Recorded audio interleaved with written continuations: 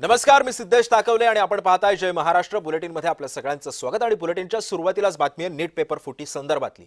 Net paper फुटीचा आरोपी शुभम खैरनारला आता मुंबई पोलिसांनी ताब्यात घेतलेला आहे। मग त्याला मुंबईमध्ये सुद्धा घेऊन आलेले आहेत। आरोपीला कोर्टामध्ये आज हजर करणार आहेत। पेपर फुटी प्रकरणामध्ये आणखी किती जणांचा सहभाग आहे या संदर्भातली सुद्धा माहिती पोलीस गोळा करतायत। सीबीआय कडून सुद्धा शुभम खैरनार याची चौकशी सुरू आहे।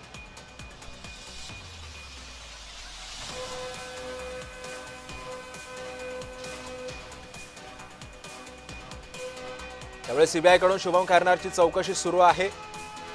नेट पेपर फुटीचा आरोपी शुभम खैरनारला मुंबईमध्ये आणण्यात आलेला आहे। आरोपीला कोर्टात हजर करण्यात येणार आहे। त्याला आज मुंबईमध्ये घेऊन आलेले आहेत।